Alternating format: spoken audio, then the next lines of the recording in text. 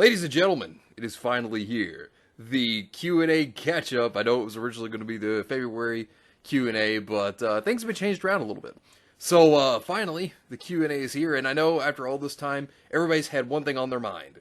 Where is it? Where the hell is it? Look at me. Where the hell is it? Look at me. Stay with me. No, but seriously, though, I want to thank all of you for your patience. I know many of you have probably been wondering where this Q&A is, because I know there have been some of you who have been looking forward to this and very excited for it. There was actually an audio issue, and I had to fix it, and I had to re-record over certain parts because the audio is just so bad. I tried to fix it, but yeah, I just had to re-record it, but you know what, that's alright. As long as this is out, and all of you enjoy it and have a good time with it as much as I do making it, you know, then hey, that's what's important, right? So, for those of you that are wondering about the normal video uploads, they'll be going up soon, and I'm going to have a special video because all of you had to wait so long for this Q&A, so I want to make it up to you by having a special video. So that should be out in the next few days, so look forward to it. It's going to be something. Also, the next Q&A, I do want to talk about this as well, because while this Q&A is going to be a bit of a catch-up of February and a little bit of the beginning of March, and with the next Q&A, there will still be some more catching up, because there were still questions asked during the month of March as well as April, so I'll be catching those up as well. And also, the next Q&A is a special one because the May Q&A marks the 3rd year anniversary of me doing the Q&A. So, looking forward to it. Throw me your questions, and I'll have them, as well as catching up with more of them between March and April as well. So, throw them at me. We'll be doing some great stuff for the next Q&A. I'm looking forward to it. I'll have it out hopefully by the 2nd week of June. So, let's get this and let's have a good time with it. So, with this one though, there will be a lot of questions that may be missed in between March, because like I said, this is also a catch-up because this is mostly February's, but there's a little bit of March in here. So, if you didn't see any questions, they will be in the next Q&A, but just make sure to know that I will get them in there. If there's any I did miss, please let me know. I'll get them in the next Q&A. Without further ado, let's start with the YouTube comment section. Alright, Jean Gomez asks, what 10 characters that crazy and dangerous you don't want to fight, but would want on your side? Oh, the first one right here, Guts from Berserk, man. I want to talk about a complete total badass. Guts is your guy. And here's the thing, even without the Berserk armor, I wouldn't touch this man. I would not fight him. Like, I wouldn't go up against him. He didn't have to use his blade. This guy is a holy terror to go up against. But yeah, Guts, he would be a complete and total badass to have on your side. A good leader, too. The Q from Star Trek. I would not mess with the Q. The Q can just erase you in a heartbeat. You don't exist anymore. Like, who would want to mess with somebody like that has that power that can just be like, poof, you're gone. Alright, bye. Like, nope. But the Q would definitely make a great ally. Who would want to screw with that? I don't think anybody would. Dio. Now, why do I say Dio? Dio, for one, his vampiric powers, his stand, like, Zewerdo, no, I ain't messing with that. But the man is a smooth talker. He knows how to convince people. You want to talk about somebody that would be an excellent negotiator, in my opinion. This guy might be able to swoo some people to your side. Also get you some ladies while he's at it. Doomslayer. Nah, I wouldn't mess with Doomslayer either. You want to talk about, you know, a man who's basically a god himself. I would say Doomslayer is that man. Like, to hell and back, this guy will destroy anything that stands in his path. Doomslayer is amazing. Esdeath, I wouldn't mess with Esdeath. I mean, yeah, she's got the wonderful yandere vibes that I absolutely adore and love. But those ice powers, yeah, no thanks. If you want to go with the anime, you look at her trump card where she basically has Zewerdo as well, where she stops time. Hell, in the manga, she learns how to fly with her ice. Like, Esdeath is a terrifying individual. Still love to have her on my side because she can put an army down with ease by herself. So there'd be that.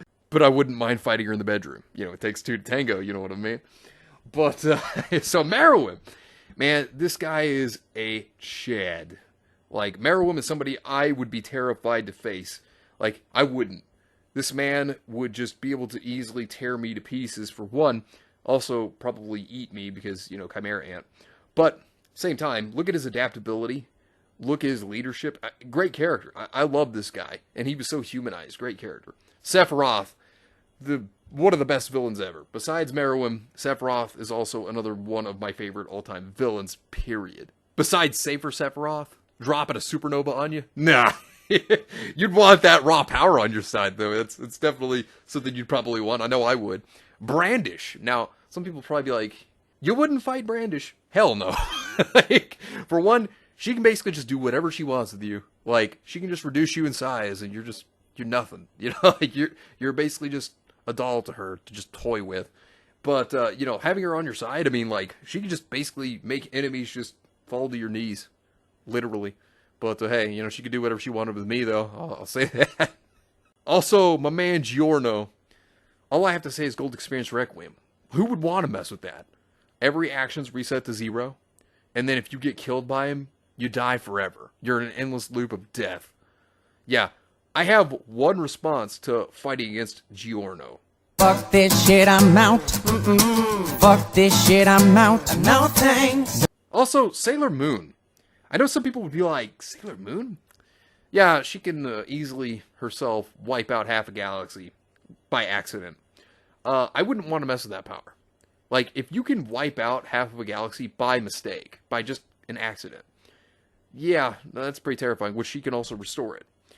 So, yeah, no, I would not want to mess with that, but she would definitely be an excellent friend for sure. But yeah, good question, man. Thanos number 1 asks, hey, Drake, okay, my questions for the next Q&A. Top 7 Chad anime characters in your opinion. My apology for interfering, but my one suggestion for a candidate would be Whitebeard. Whitebeard's a great one. I mean, the man is a Chad. But what I'd have to say on my list would be Paul from Pokemon. Now, I know a lot of people are going to be like, what? Yeah, Paul was probably the best. He was the character that had an excellent outlook on competitive Pokemon, in my opinion. That's one thing I loved, because I was like, you know what? Yeah, I'm a competitive player, I understand. I mean, he just beat people senseless. He was a Chad. Shanks would be my Chad from, like, One Piece, if I had to say. Like, I like Whitebeard, don't get me wrong, but Shanks is the man, okay? This is a dude that he can destroy Navy ships with ease. I mean, like, by himself. The man is amazing. I mean, there's a lot more to him, but the dude's awesome. One man that is an Alpha Chad, that is the Giga Alpha Chad, is Dio. That man has gotten so many women, and this guy is a smooth talker, and he's got so much strength to go behind it, and he's a very intellectual person. I mean, like, Dio, brilliant. I mean, he's a Chad. Gilgamesh. This man was born a Chad. Like, he himself, half human, half god, in which you can tell just by looking at his body. I mean, he is that of a stallion. But, I mean, you look at him, you don't know who he is. Whew. Yeah, he's got so much pride that he thinks you might be worthy of death. But, I mean, hey, even a pride man can respect people like Artori when you think about it. Volley Lucifer. This man, he's just on a quest for power. He wants to be the strongest. Doesn't matter if anybody likes him or not, he doesn't care. The only thing he wants is power. I mean, this guy is great. I mean, he's single-handedly just a Chad and a badass. Like, Volley's great. I love his character. Lelouch v. Britannia. Now, I gotta say, a man that has power and used it to unify the world. Lelouch was great. The way he uses Gios, the way that he was able to build the Black Knights. I mean, the way he even took down his own father. And the boy, he could get himself ladies, you know what I mean? I mean, great guy. Seto fucking Kaiba. This man is a true Chad if I've ever seen one. You want to talk about a man with power? He had so much money. He's basically the Yu-Gi-Oh! Equivalent of Tony Stark. He built a Blue Eyes jet. And it actually became a card. Seto Kaiba is a bona fide monster, if anything. Like, he is the true Alpha Beast Chad that you'd like to see. Also, he could probably get any woman he wants with all the money he has. I mean, seriously. Kaiba, he is the true king. He probably the best character in all of Yu-Gi-Oh! Period, I would say. But that's just my opinion. What anime transformation power would you want? I will say this. One of the coolest things I've ever seen was Ichigo's holification. Like, I love that in Bleach, when, you know, he became part hollow. Like, you meet the visors later on. Like, I thought they were just so cool. I mean, in the Ukiora fight, I mean, seriously, holification's awesome, in my opinion. I think it's badass. But that's just me. But yeah, good questions, man. Fire King X asks, who's your date-alive waifu? Mine would be Inverse Toka. Very good choice. Mine would actually be Kurumi 100%. Yes, I would like the psychotic chick. That would be me in a nutshell. I love her to death, though. Best girl. Best girl. Thoughts on Taco Bell? Taco Bell's alright. It's not bad.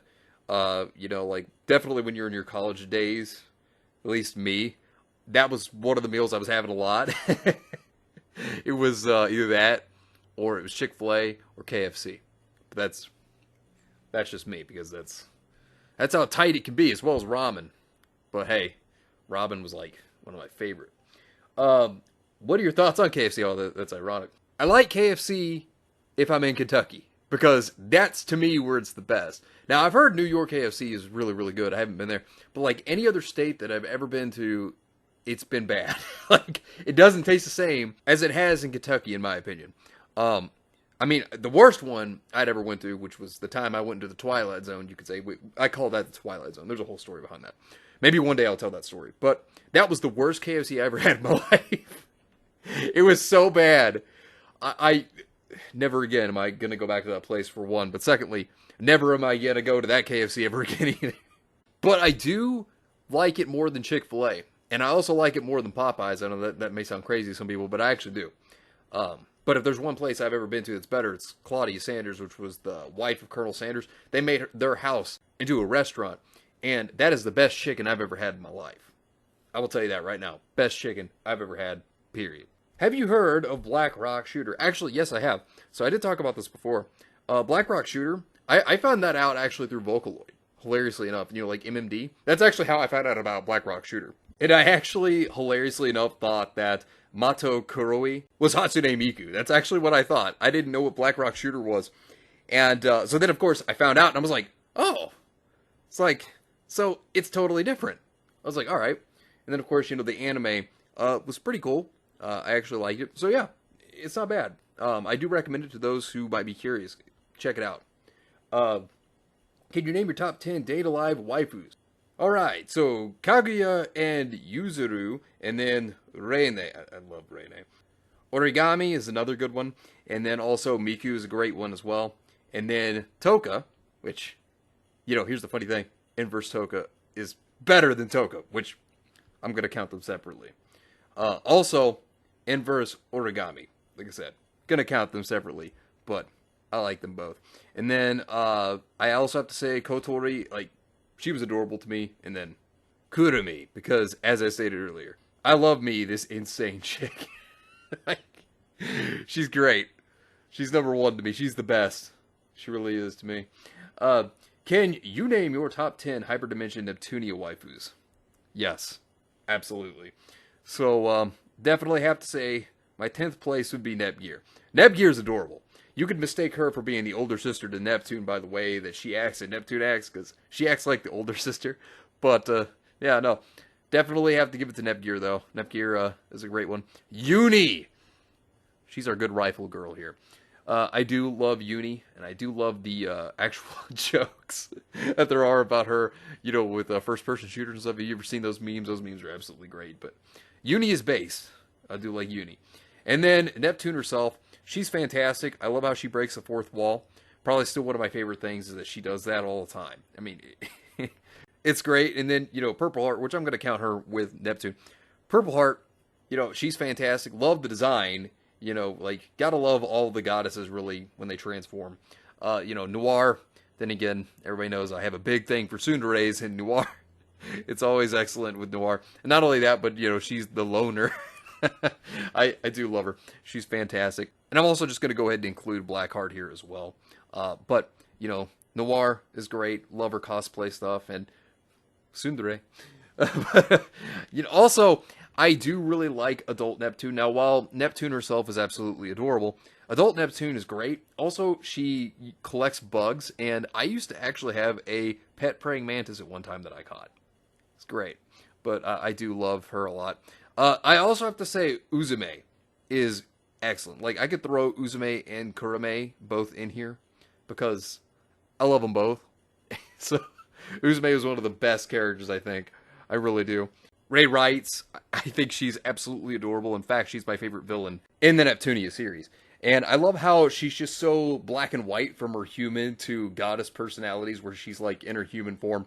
You know, she's like very fearful and apologetic, and then she's like very malicious and one you don't want to mess with in her goddess form. It's great. Speaking of that, you know, Iris Heart.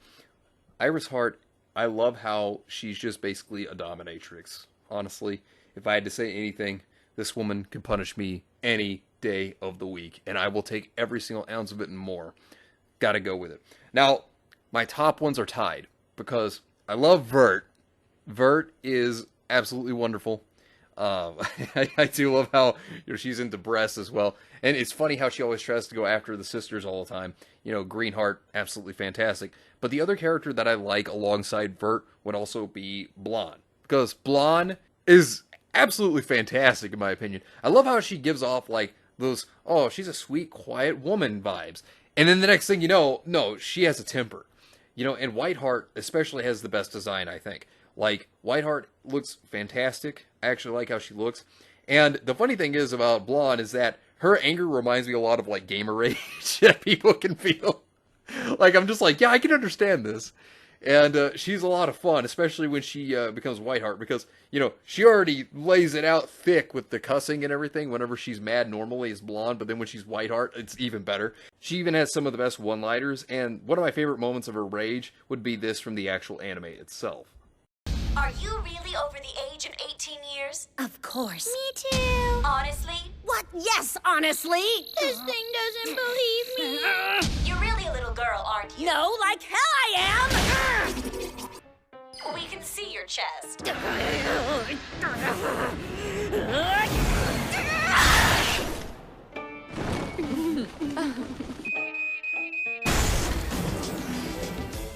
Let's go. Yay! Hooray! I find that to be one of the best moments. But I also love that Vert, you know, she always talks about how, you know, boobs are justice, you know, big breasts and everything. And then Blonde doesn't have any. So Vert teases her over it, and it just pisses Blonde off. And I love it. They make a great duo. I mean, it's fantastic. Who's the weakest anime character in your honest opinion? That's a really good question, because there's a lot of characters you could kind of go through with this one. But if I had to say, I'd have to go with Mineta. Well, he has a quirk that basically makes those balls sticky and whatnot. I just find that to be absolutely useless in my opinion. Now, I mean, some could say, yeah, not exactly, but I don't know, I find his power useless, personally. But that's just me. I mean, yeah, you could stick him to things or stick the balls to people, whatever. I just find it useless. That's just me, though. Have you watched SpongeBob SquarePants? Actually, yes, I have. Last time I watched it, I think it was like 2006. Somewhere around that time, a long time ago. But I even remember when it debuted. Yeah. God, that was back in 1999. Alright, let's go on to the next question. Have you ever listened to Slipknot? Yes, actually I have. I really like Psychological. That's one of my favorites, as well as Duality. Those are really good ones in my opinion. But yeah, I've listened to them. Do you watch South Park? I haven't in years, but I do like South Park. Hell, I remember the Christmas special that actually became the show. It was like a little short that actually turned into the show. I remember that. It's pretty awesome, actually. But yeah, do you watch Family Guy? I haven't watched that in years. I think it was like season 13. Whatever the season was that Brian died and they shortly brought him back, that's the last season I ever watched. I think season 8 was the prime, but that's just me. But yeah, good questions, Ben. Duro Lord of Pain asks, hey, Draco, what do you think of Morgan Le Fay and the Fairy Knights, Barghest, Melusine, and Sith in Fate Grand Order? I especially love Morgan and Barghest. So, Morgan Le Fay, she is a very interesting character in my opinion. Obviously, the personality she has to reconcile with basically her own birth. There's that. The obsession that she has with Mordred taking the throne from Artoria, which kind of does prove the point of how she basically has changed from who she once was, because, you know, at one point she was actually known as the innocence of a fairy, you know, then it's like becoming like magnificent as a warrior, and then it's like the brutality of a witch, you know, because she's been seen with these different personalities.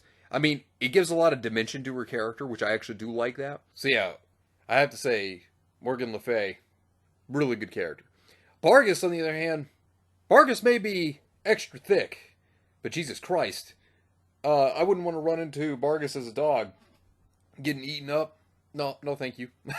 Good. But seriously though, Barghest is cool, and just remember, if there's a march of dogs, somebody's probably died. Mellow scene, it's pretty alright. Quite cute in terms of appearance, but she also has a snake tail and dragon wings. And supposedly she has her lower body, turned to a snake on Saturdays, which is, it's definitely something, but hey, I'm not one to judge. Last but not least, we have Beopan Sith. And I gotta say, this is a vampire. I mean, seriously, like, she wants to go and drain people's life force and kill them. Has a liking for blood and is weak to sunlight. You're a vampire. No, but definitely my favorite one of them. But yeah, good question, man. Jacob Hayes asks, for next month, how would you rank Persona 5's Fan of Thieves from least favorite to favorite, not counting Joker, because, come on, that's just cheating me personally. Makoto, Morgan, Haru, Yusuke, Sophia, Ryuji, Futaba, Zenkichi, and Anne. And then for spoiler reasons, Kasumi and Sumera he's not going to have. So, Morgana's my least favorite. And, sometimes I either like the little animal creature, sometimes I don't. In this case, I didn't really care much for Morgana. I felt Morgana was kind of annoying in my opinion. But that's just me. That's just my opinion. Then I would say Haru after that. Which, I enjoyed her pretty well. She wasn't bad. The shy and, kind of part about her, kind of eh. But, like, I can understand why she wouldn't trust people because she's afraid people may, just be friends with her for her family's well. I get that. But she wasn't bad. Now, Makoto, I have a mixed bag of feelings towards. While I do like her on some instances, like how, she went from being submissive, being used as a tool, to vow and fight for what she stood for, which I did like that. I'd say, like, her bossiness kind of did get on my nerves. Like, with how she would treat Ryuji sometimes. But her development was good. I really liked how she developed, personally. And now, if I had to say, though, even though we're specifically talking about the Fan of Thieves here, I will say her sister was the better character, personally. That's, my thoughts on it. But, I mean, that doesn't mean that Makoto wasn't good. I just felt like there were just some things that irked me about her, but I did like that she had that little quirk of being afraid of, like, horror-related stuff. I mean, that was pretty cool. Now, Zenkichi. This is a cool dude. He may have come off as somebody that would be shady, but, he's actually a very smart guy. He had his comical moments at times, too. But, I mean, you kind of feel for him because, the death of his wife, and then he buries himself into his work. And then, of course, the Phantom Thieves help him, and he then starts to stand up and fight. Like, I mean, the dude is great. I really like him. I mean, he was actually probably one of the better members. Now, Yusuke's interesting to me. He's definitely level-headed, but one trait I really did like about him is him being an artist. I did like that a lot, actually. I thought it was pretty cool. I feel for him when it comes to the abuse he went through, though. I mean, that sucks, but great character overall. I really like him a lot. Sophia's that unique AI, one that's naive to the world, not really completely understanding it, yet also trying to learn about human behavior and interactions, which I thought was pretty cool. And then also, her ruthless side that she could plan to assassinate, too. Oh, that is a thing, isn't it? Well, you know what? Sophia, you're good enough to be high up on the list here. Then there's Ryuji, that bad boy himself. Like the guy that you think, oh man, you don't want to mess with him, but realistically, he's kind of got a soft side to him, too. He's that guy that does care about people and, can get quite emotional when something terrible happens. That's what I gotta say, is Ryuji, he's a cool dude, actually. He may be that delinquent character, but overall, he was one of the better characters in the entire game, in my honest opinion. I really liked him a lot. He was awesome. Onto the genius Futaba. Futaba had social anxiety, was a shut-in. I mean, the character basically was to the point of thinking of ending her own life. Like, she had those kind of thoughts going through her mind. Of course, the main character meets her, and then next thing you know, after Joker meets her, things start to change, and she starts to open up a little. And I really like seeing her act like, herself, being childish at times, teasing her friends. It's great. I love it. And there's a lot to say about this beauty. Anne herself, when you think about her in the beginning, like, she was very kind and compassionate. And she's also, a good judge of character. And she does have fun teasing her friends and having fun with them. I mean, like, she's like that ray of sunshine in your group. One that's very lively and can really bring a lot of positivity to the group. That's a lot of the reason why I like Anne. Also, her character, she's just great overall. Like, she would be my number one if, well, Sumire wasn't a thing. No, I'm not going to talk much about this because I'm not going to spoil it. But, to me, she was the best one of the Phantom Thieves. Personal opinion. Really loved her a lot. But she would definitely be my number one. But yeah, good question, man. I want to thank you all for the YouTube questions. Now onto the Discord ones. Captain Boomerang asks, in honor of Valentine's Day, worst holiday ever, change my mind. You're goddamn right. What are your favorite ships? Hey man, I totally agree with you. I absolutely despise Valentine's Day, but that's just me. Hey, to all of you out there that like it, if you do, that's great. And I hope you have a wonderful Valentine's Day every year. But, yeah, I don't like it. I'm not a fan of it. But when it comes to favorite ships, yeah, I don't ship much, but if I did, I would have to say that some of my favorite ships would be one of them, Yusei and Aki from Yu-Gi-Oh! 5Ds. Just the way that they, acted with each other, how they seemed like they were a couple, and, the whole scene that might have been a kiss, it leaves you wondering. But these characters, they were always great together. Cloud and Tifa, like if you know me, big Final Fantasy fan. Absolutely love Cloud and Tifa being together. Then again, it makes sense. I mean, they were also childhood friends, and their whole story, like, I don't know, to me, that one works out so well. But that's just my opinion. Ellawood and Lindis. Now, this one's an interesting one because we don't really know what happened to Lyn in Fire Emblem 6 because, Fire Emblem 7 is a prequel to 6. We don't really know what happened to Roy's mother. And I like to say that it could be possible that maybe Lindis could have been the mom, but you just never know. I mean, you could still hook Ellawood up with her, but you get what I mean. Robin and Lucina, I've always liked that one. Always felt like that was, the best one, really. Now, don't get me wrong, I like Tharja, I like Cordelia, but I feel like Robin and Lucina was the perfect match. And then again, Robin would be getting with his best friend's daughter from the future. Huh. That's something to think about, isn't it? The idea of Blonde and Vert, I always kind of like that idea as well. I don't know. Like I said, they work well off of each other. And I just love the jokes between the two of them. Because, Vert's always got to make the boob jokes with Blonde. It's great. Now, Tomoya and Nagisa from Clannad. They were meant for each other. And I'm going to tell you right now. Clannad After Story made me cry. It takes a lot to make me cry. It made me cry. If you've ever seen it, you know what I'm talking about. That is a real tearjerker. It will make you cry. And Haru and Ellie. I'm serious. Haru and Ellie from Rave. Like, I know people love Fairy Tail. Fantastic series in my opinion. But like Rave, God, I love it. Like Haru and Ellie, their whole bond, like everything they go through. Seriously, please adapt the rest of the manga. I swear to God, just please. Make my dream come true. It'll never happen. Oh, would I be so happy. I could die happy watching it if it ever happened. But yeah, the Ellie and Haru are probably my favorite ones of all time. What characters would you ship from outside of the respected anime? I've never really thought about it. I don't know. Probably Cynthia from Pokemon and myself. I mean, what? I don't know what you're talking about. Let's go ahead and go to the next part of the question. And why is Yang and Blake the worst ship? First off, they're bitches. Like, they're horrible. Blake always has this victim complex. Like, oh, I was always the victim. It was always me that got hurt. When in reality, she had everything good going for her. She was a terrorist because she joined a terrorist organization. She abused Adam.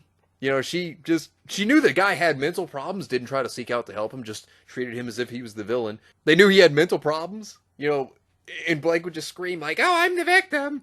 When in reality, Adam was the victim. He was the actual victim. And then, both Blake and Yang, how do they solve this? Instead of trying to help him, no, they end his life. Yeah, they just end his life. Terrible shit, man. And then, also with Yang, Blake just abandoned Yang straight up.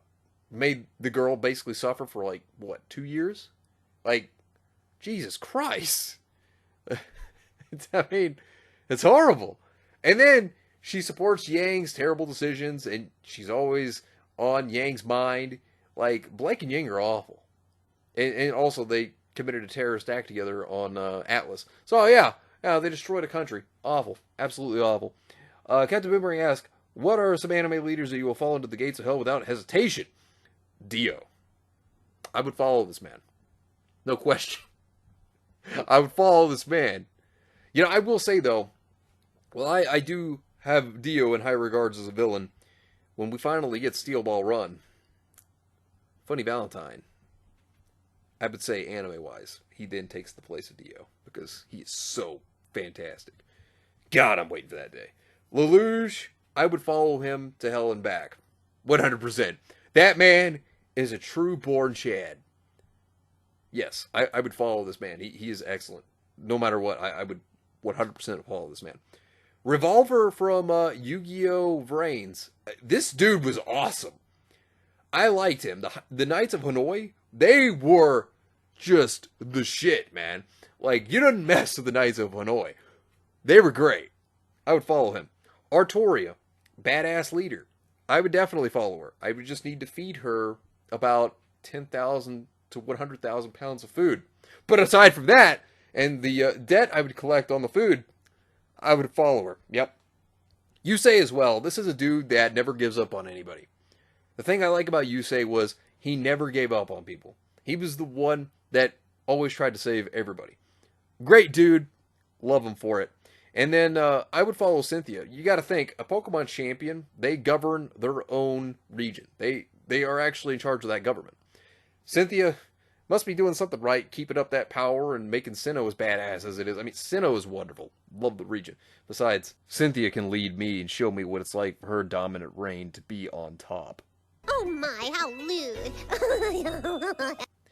Sleepy Otaku asks, what's your favorite lolly and why?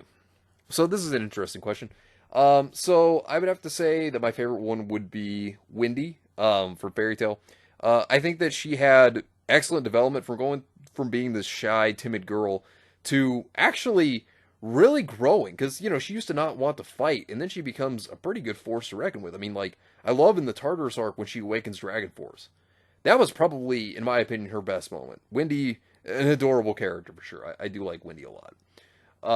Captain Boomerang asks, what region do you think Gen 9 of Pokemon could take place? I've seen hints of Italy, Western, United States, and Nordic Europe. I will say that I think it's going to be Spain. Then again, by the time this is being viewed now, yeah, it's Spain. At least more than likely Spain. And the thing I'll say about it is, well, I have my concerns about the games, but aside from that, I do think it's going to be Spain, though, but that's just me. Mr. DJ Fly asks, okay, got a question for you guys. If you were to get life advice from someone, who would you get it from, Michael Jordan or Bruce Lee? I would go with Bruce Lee. That's just my personal opinion, but I'd have to go with Bruce Lee. Captain Boomerang asks, what is your favorite alcoholic drink? For your information, I'm totally hammered when I ask this.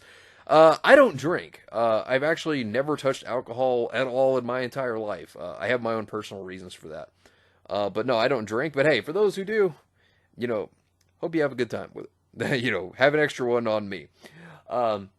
Delta Gear asks, what if Nezuko is Masato Kusaka after all in Demon Slayer? Well, that would be interesting. That would, obviously be the plot twist if that were true. But I mean, it's not. that would make for a very, comical plot twist. Death Corpse of Craig asks, which anime shows you think Doomslayer would fit in? Ooh, that is a good one. Basically, I think Berserk would probably be the best one. That'd be really good. I mean, hell, he could fit in High School DxD, actually. That'd be another one he could probably make it. But he basically could fit into anything, because, like, he could just destroy. Like, anything that's, like, action, horror, the dude's got it all. But yeah, good question, man. Mr. DJ Fly asks, favorite X-Men waifu movies only? Joke's on you! I didn't have one. I enjoyed the first two movies. After that, yeah, it didn't go too well. Dream car to buy if money was no problem. A Porsche. I would buy a Porsche because that honestly is my favorite car. But hey, that's just me. I like Porsches. But yeah, Captain Boomer asks, view on reincarnation afterlife. So, personal opinion, I've done a lot of research into things like this, because I've done a lot of studies into religion and different things like that. Reincarnation, it's interesting because supposedly there have been people that have come around that have talked about how they have experienced, or at least they've said that they've experienced having a previous life.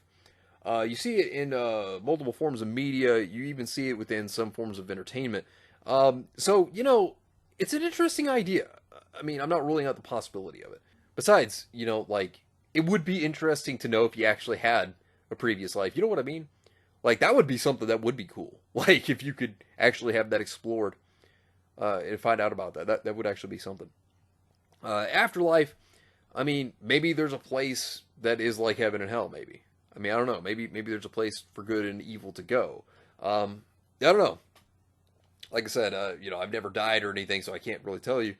But who knows? There might be something afterwards. Like, I mean, I'm a Christian, but I'm not going to push my beliefs onto people. But, personally, I think that there is a heaven. But that's just me. But hey, you think what you want to think. I'm not going to push that onto you. James95 asks, why does the Ruby fan art look better than the show itself? That's because, well, for one, there are excellent artists out there who understand that they get how the body works. They know how to make good forms, you know what I'm saying? But they also know how to make good forms for some of that lewd art out there, too. And here's the big thing. The one thing that Rooster Teeth doesn't understand is that sex sells. People want to see attractive male and female characters.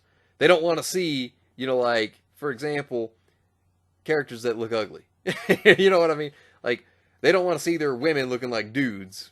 They don't want to see Abby Smashes running around everywhere.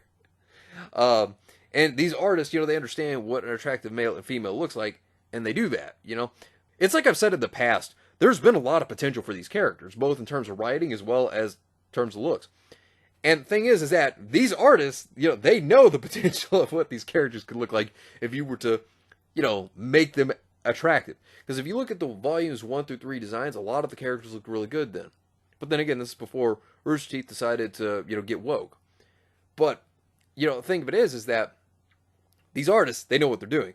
Rooster Teeth, on the other hand, they don't give a shit. They don't care about the series. They don't care about what the fans want. They don't care about how sex sells. Instead, they just want to push an agenda, and they want to give the story the dick. So they don't give a shit in the slightest. And it's very unfortunate. Because they could deliver some fan service. They don't even give it that. Not male or female fan service. They don't give it that. And that's kind of terrible on their part. But yeah, that's why I'd say the fan art, for one, looks a lot better. How would you fix Mercury and Emerald from Ruby? Now, Mercury, I think, was pretty good for the most part. I think that his loyalty shifting to Salem was kind of shit.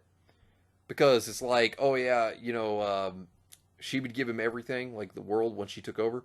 I wouldn't buy it if I was him. I feel like that was kind of a dumb move on his part.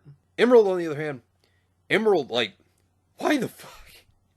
Why did she say, I'm switching sides? It's not,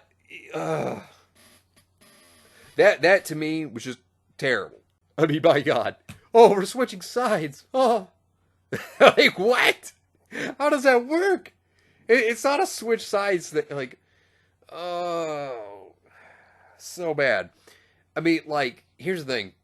Emerald, Mercury, and Cinder, and Neo, they all could have been their own team and just separated from Cinder. I think that would have been the best way to go about it. Like, make them their own force. Make Cinder realize that Salem is terrible. Like, don't make Cinder like this maniacal, just complete bitch of a villain. You could have made her a Dio. Like I said, if you made her a Dio character, it would have been perfect. But that's just my opinion. But yeah, good question, man. The Bleeding Shadow asks, who's your favorite obscure DC characters someone would appear in Justice League Unlimited and Brave and the Bold? Also, spoilers for mine are either Dr. Fate or Jonah Hex. I would have to say Dr. Fate, I agree with you on that one. Dr. Fate's one of my favorites. I do like his character, and there's just so much potential with him in terms of what you could do with Dr. Fate. And Zatanna is another character that I also liked that they had. And then again, she's one of my favorite DC characters in general. But they are two characters that I think were great obscure ones. But that's just me. But yeah, good question, man. Alex Kidd asks, I often see a lot of people accusing each other of tracing, but sometimes it's just someone using a very easy to find pose. I think tracing is a useful tool for learning, but obviously just tracing everything with no effort of your own or little change is not good. What do you think counts as tracing, and what just seems like people are just excusing someone of using that same pose? So, when it comes to tracing, because when I was learning art, like, and how to draw, I never traced. But I know some people that did, and it helped them, obviously learn the body, the form. And sometimes tracing can be good to kind of help you jog your memory of your muscles because it's a muscle reflex. And so it teaches you how to draw the body, which is a good thing. But like, so say when somebody's doing like their own art piece, right? But then they trace the whole thing and you could tell, like you look at the original artist and then you look at this person, they've taken one for one the exact same thing. It's literally the same thing. Yeah, with no differences at all, then yeah, it's probably been traced. Because everybody has their own style, right? And even if somebody has an imitation style to someone else, there's still going to be differences in the drawing itself, so it won't look like it was completely traced. Because everybody has their own style, their own unique artistic flair. So if somebody does something similar, you can tell that it was theirs because there will be something different about it than the original artist's work. And so that's usually how you could find the differences between tracing and somebody actually not tracing. But yeah, good question, man. Mr. DJ Fly asks, how would Doomslayer react to the insane Boob physics in High School DxD? He wouldn't care. He would just slay every single enemy. That's all he just wouldn't care. He'd just be the alpha Giga Chad that he is, and he'd just slay any beast without any thought. But good question, man. Volskerm Jaeger asks for the February Q&A rapid fire style. All right, challenge accepted, boy. 100-day anime challenge. Day 1, very first anime you watched, Dragon Ball Z. Day 2, favorite anime you've watched so far, Code Geass. Day 3, favorite male anime character ever, Lelouch. Day 4, favorite female anime character ever, Heirs of Scarlet. Day 5, anime you're ashamed you enjoyed, Manu Hikinchao. Anime you want to see but haven't yet, Pretty Cure Tropical Rogue. Your anime crush, Heirs of Scarlet. Favorite anime couple, Haru and Ellie for Brave. Best anime villain, Lucia Rare Groove. Favorite fighter anime, Hajime no Ippo. Favorite mech anime, G Gundam. Saddest anime scene, Clannad After Story, Nagisa's death. Anime character you're most familiar to, Nazi Dragneel. Saddest anime death, I'm going to go back on the Nagisa's death, like that, yeah. Favorite animal sidekick, pet, or summoning from any anime, Plu from Rave. Anime with the best animation, JoJo's Bizarre Adventure Part 5. Favorite supporting male anime character, Killua from Hunter x Hunter. Favorite supporting female anime character, probably say Aki from Yu-Gi-Oh! 5Ds. So then, most epic scene ever, The Awakening of Gold Experience Requiem. Anime character that gets on your nerves, Yuya Sakaki from Yu-Gi-Oh! Arc 5. Favorite goofy anime character. Oh, I got the perfect one for this. Bobobo from Bobobo Bo Bobobo. Favorite weapon, gear, or armor used in an anime. Oh, the Ten Commandments from Rave. Oh yeah. The good shit. Favorite attack someone used in an anime. The Getsuka Tensho. That would be my favorite. Moment that shocked you most in any anime.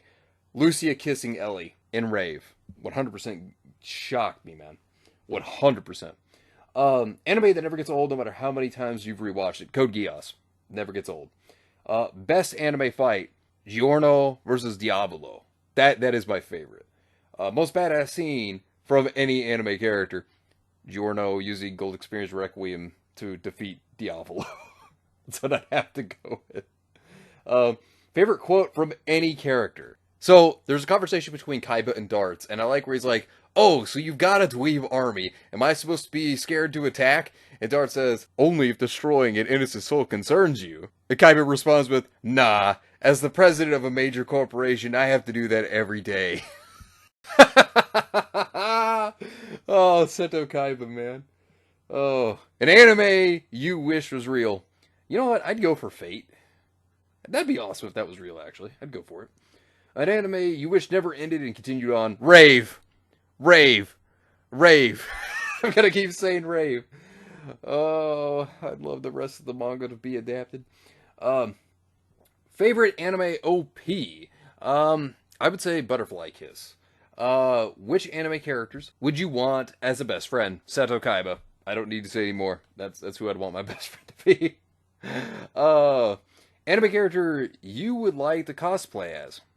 Gilgamesh. What anime character would be your workout buddy? Jonathan Joestar. 100%. What crossover would you like to see? You know what? Yu Yu Hakusho and Hunter x Hunter. Your first anime crush? Sabrina from Pokemon. Anime that changed you? Anime that changed me. I would probably say Rave was what changed me. Because that one was pretty impactful. And I'd say Yu-Gi-Oh! Did too. Do you like yaoi and or Yuri? I am into Yuri. Favorite music in an anime? J-pop. Favorite VA Seiyu? Kinjiro Suda. Anime character you hate? Yuya Sakaki. Most epic or shocking anime scene ever? So both of these were already asked. Go experience Requiem's Awakening and Lucia kissing Ellie. Favorite canon couple? Tomoyo and Nagisa. Who do you ship? Yusei and Aki. Favorite anime ending? I don't have one, actually. Guys, what's your favorite shoujo anime? Fruits Basket. Favorite tsundere? Noir from Neptunia. Favorite harem or reverse harem?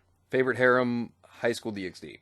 Subs or dubs? Subs. Favorite Studio Ghibli work? Princess Mononoke. Share any experiences where you've been bullied or liking anime. So there was a time back when I was in middle school and I was drawing, which I have more of a, style like a mangakas. And so, yeah, I was made fun of for drawing, anime characters. And so, yeah, people did not like it, and people made fun of me for it. So, yeah, there's that. Anime character you feel you are most like or wish you were like. Since I've already talked about who I'd be most like, I would love to be more like Setokai. An anime scene that made you cry.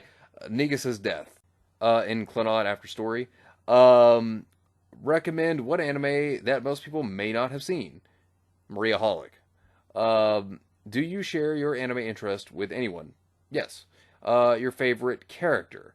Lelouch from Code Geass. What anime has your heart? Rave. Absolutely. What's your favorite hentai anime? High School DxD. What's your favorite yaoi anime? Don't have one.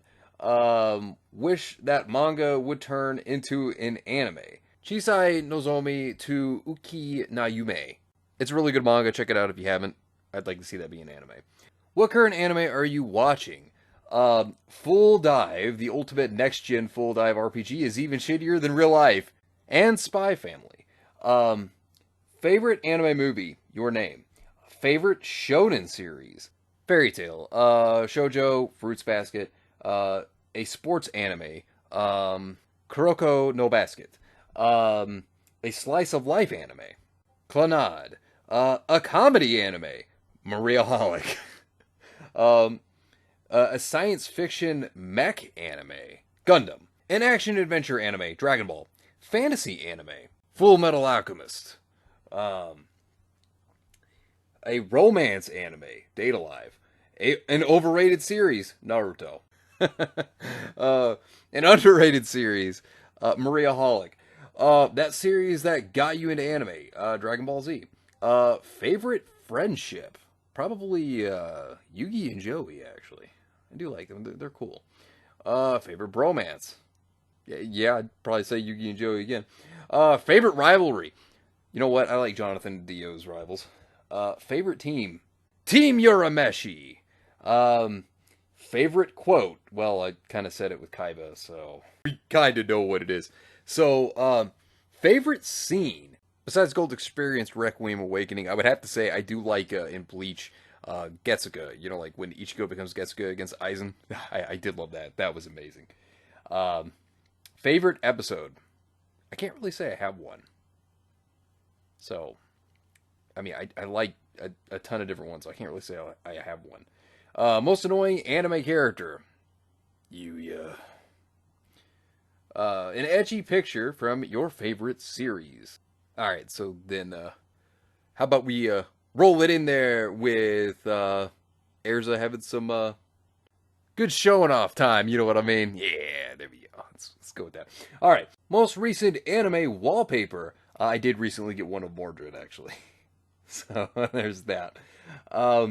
Favorite shoujo anime? Fruits Basket.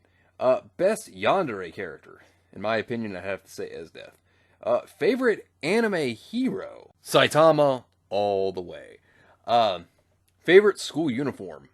I kind of did like the High School DxD uniform, personally. So I'd have to go with that one. Favorite anime opening theme song? Butterfly Kiss. Picture of a character in a swimsuit. Well then, you know what? Let's pull up another fantastic waifu here. Yeah. Mordred in a swimsuit. All right. Now, so the next one, which would be favorite attack a character has used, gets a good Tensho for sure. Favorite anime of high school characters. Yeah, well, that falls under High School DxD, at least for me. This anime guy. You seen Gilgamesh? Have you seen Gilgamesh? Favorite Nindoroid. I'd like the Hatsune Miku one personally. That's just me though. Favorite manga. Rave. Rave is my favorite manga. Anime character frame in your room. I don't actually have one. Oh, I don't have one, but I got figurines though. An anime character you want to see in a nightmare. Yuya. Male character's best kimono ever. Gotta go with Kenshin from Samurai X. And female character's best yukata. I'd have to say that's There's a Scarlet in my opinion. And then, confess your love to an anime character. Cynthia, the moment that I laid my eyes upon you was the moment that I knew that I had found the woman that I have been looking and searching so long for. You set my soul ablaze with an eternal, raging, passionate fire, and with love filling my heart. If anything, you're not just the Pokemon champion, but you're the champion of my love. And that is why, if you will allow it, I would love to spend the rest of my life with you, forging a future together, as well as even creating a new life. If you would be willing, I would love it if you would have me in your life as the one true love throughout an entire lifetime and even beyond. Okay. All right. Good question, man. Captain Boomerang asks, if you ruled the world, what is the first thing you change? Again, totally drunk. First thing on the list, we're going to have food menu days.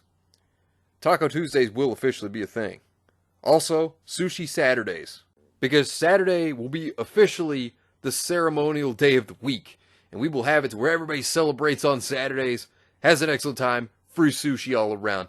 Everybody can have a good time. If you don't like sushi, we'll have other good food options. Free food that day. For everybody. It'll be great. And everybody can celebrate, have a good time. Be a wonderful time. I think it'd be excellent.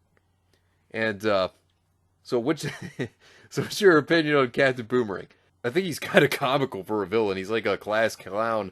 I mean, he's not somebody you can depend on. I mean, he's all for himself. So if somebody gets hurt, he's going to walk the other way. He was also one of the villains of The Flash. In fact, he almost killed The Flash whenever he strapped him to a giant boomerang. I mean, like, shot him off into space and he fell back into, like, the ocean. But, Jesus Christ.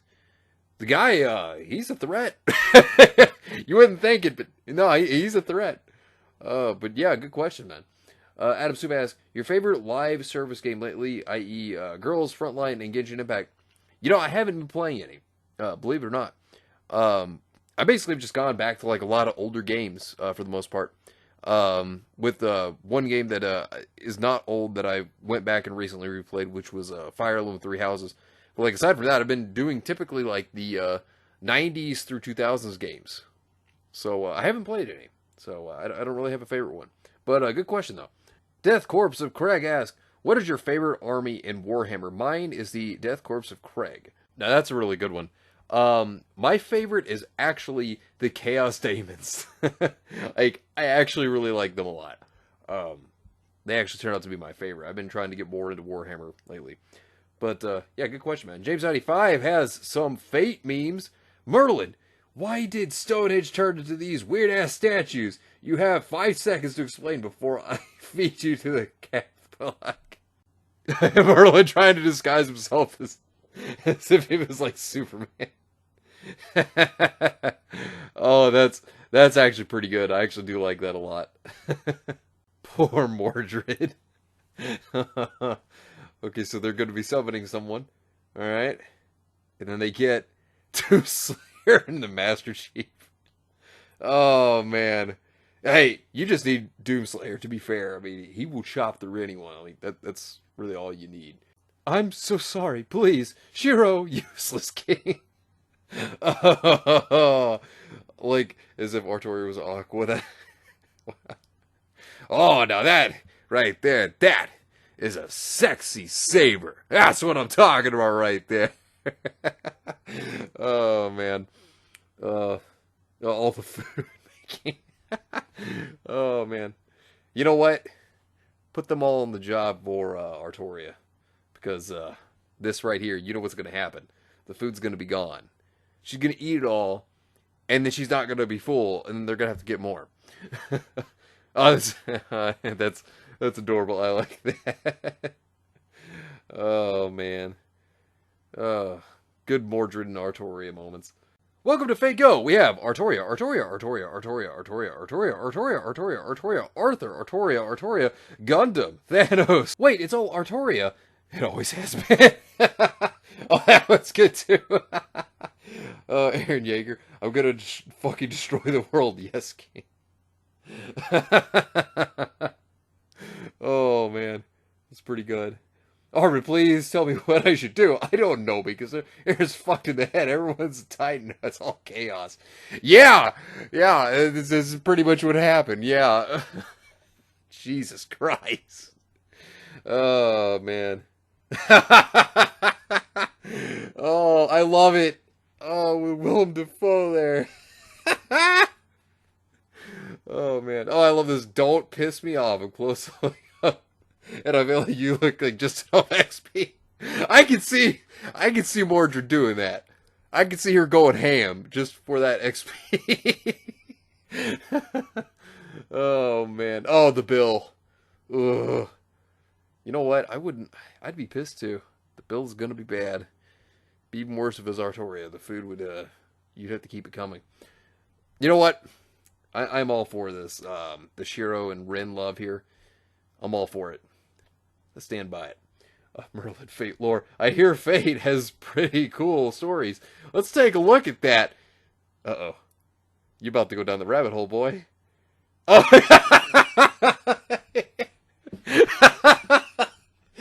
Just getting bombarded.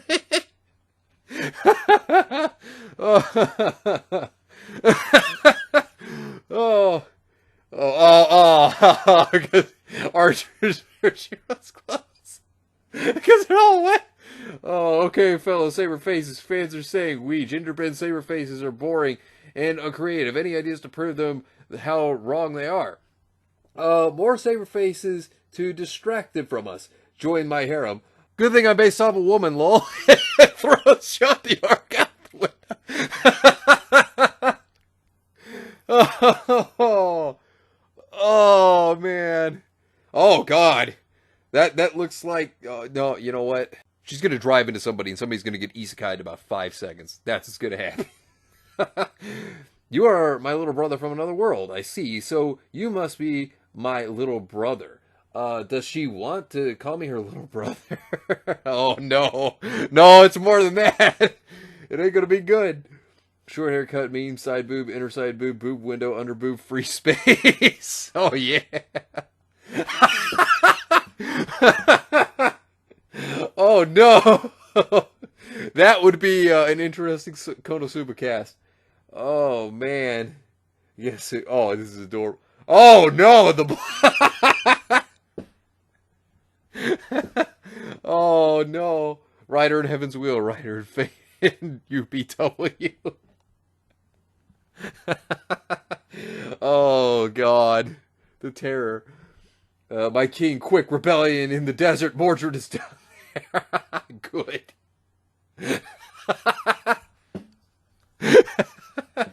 I love you. I love you too. Even more than Pandoro. You know your limits. Oh, that's great. Oh man, Gilgamesh. Oh boy, here we go. You know you don't mess with him. Stop, we're all on the same team. What are you gonna do? Arthur, no! Oh man, all wars breaking out. Oh boy. Well, looks like everyone has gotten it. Oh man, that's absolutely hilarious. Oh, the guy's got his harem going on. What's he gonna do? What would you do if you were in Belle's place? Hey, you know what? If that harem was there for me, I'd go for it. Screw it. I'd take it. I'd love each of the women. I'd give them all the love they'd ever desire. I'd be that man. I'd do it. I'd pull it all for them. But yeah, good beams, good question, man. Those of you asked, the left were smiling lightly, while the right smiles feels like it smiles like a twisted feeling. Yeah. It does look like an uncomfortable smile, actually. Oh man. Captain Boomerang asks, what do you think about the ghost of Kyiv? I heard it wasn't real, but if it was, that pilot's amazing. I will have to say, if that's real.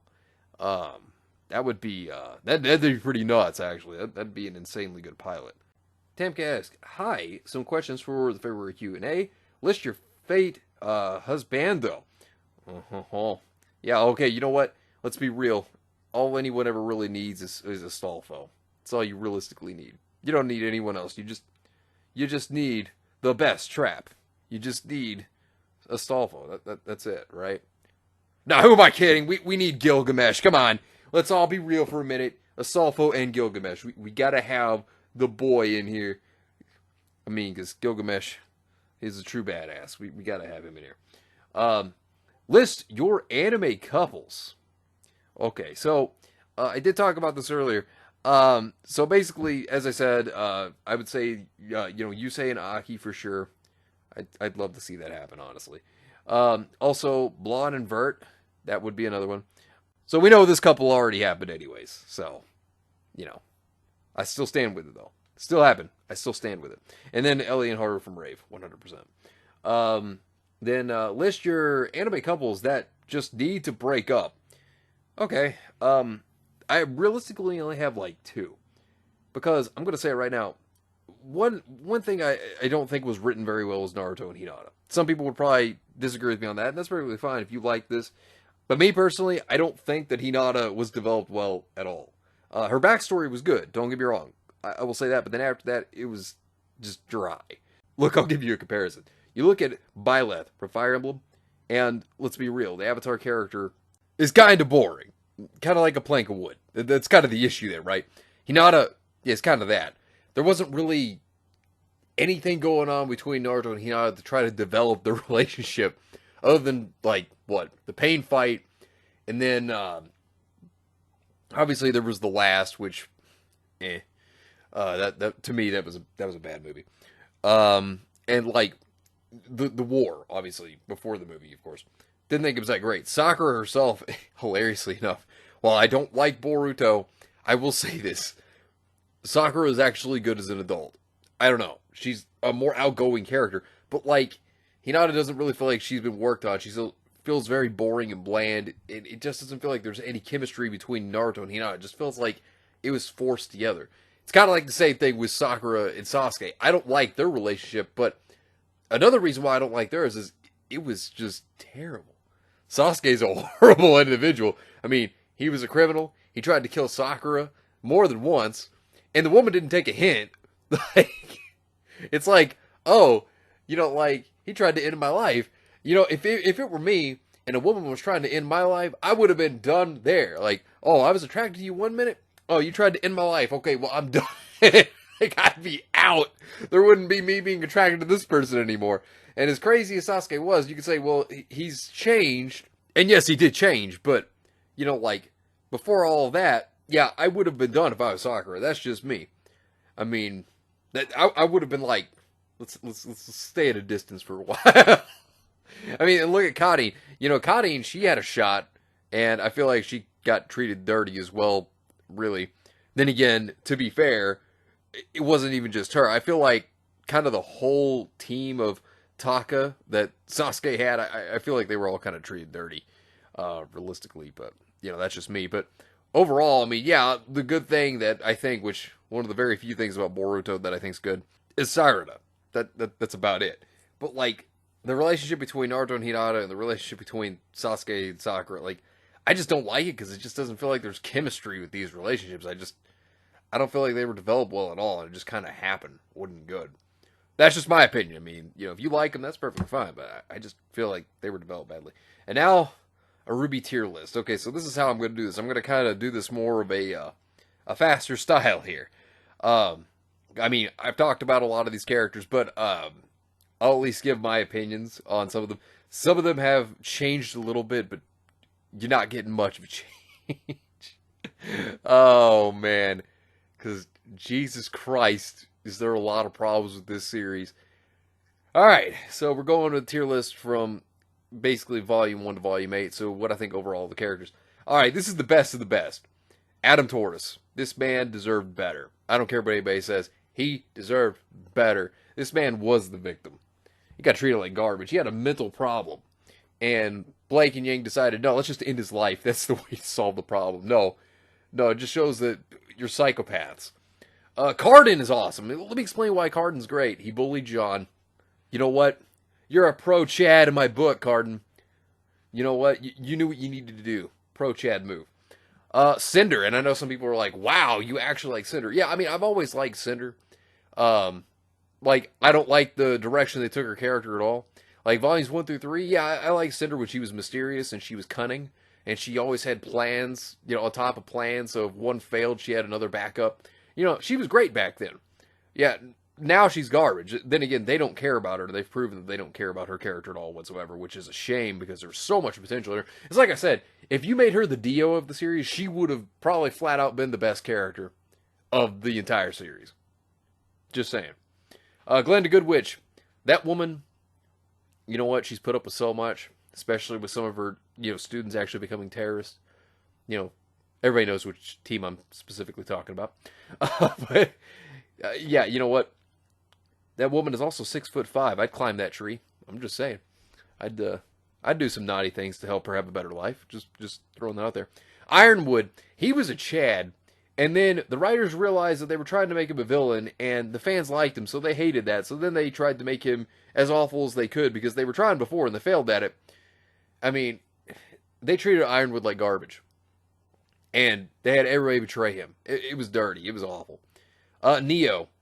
Neo doesn't speak. This is already like the first thing, because that the writers, those hack activists, were to make her say a word, for a fact it would be stupid, and it would be the dumbest thing that come out of her mouth. So, you know what? It's probably a good thing she's mute.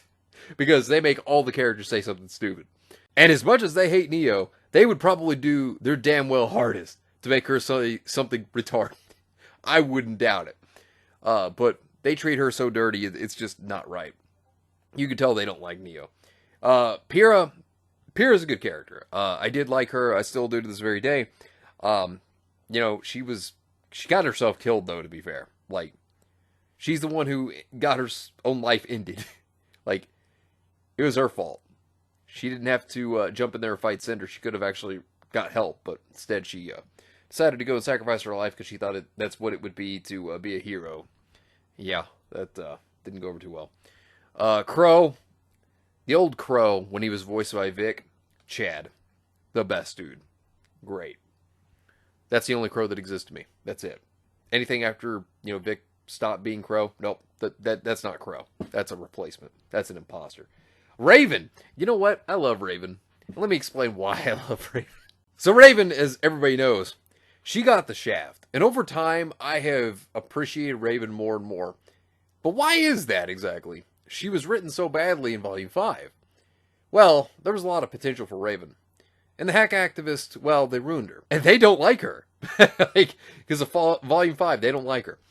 And I'm going to tell you right now, I love her now. Because they don't like her. Because they don't like Raven. I love her for that. But, like, Raven, realistically, they made every character around her so damn stupid that they actually made Raven smart. That's sad when you gotta reduce everybody's intelligence around the character to make that character smart. It's pretty sad. It's pretty sad. Roman the Chad Torchwick. Now this man is amazing. I love Roman so much. He was like the best villain in RWBY, honestly. And then of course he died, and then they decided to try to dig him back from the grave in the Roman Holiday book and ruin his character. To me, that book's not canon because it's so damn terrible. I mean, it's like, you know, Rooster Teeth had a blender, and they're like, "This blender's Roman Holiday. Now stick your hand in here and get it." Like that's pretty much what that book was. It is torture. It's so bad. Poor Roman. Poor Neo too. They treated her so bad in that book. Also, it was terrible. And then the Shopkeep. He's the best character. He's the strongest Chad of all. He doesn't have to do anything. That's how good he is. He didn't have to say anything, because that's how good he is. Shopkeep's the best. Changed my mind. Sun is a true man. Like, the guy stood with Blake, despite the fact of her being an abusive character. He still tried to help her out and tried to better her as a person.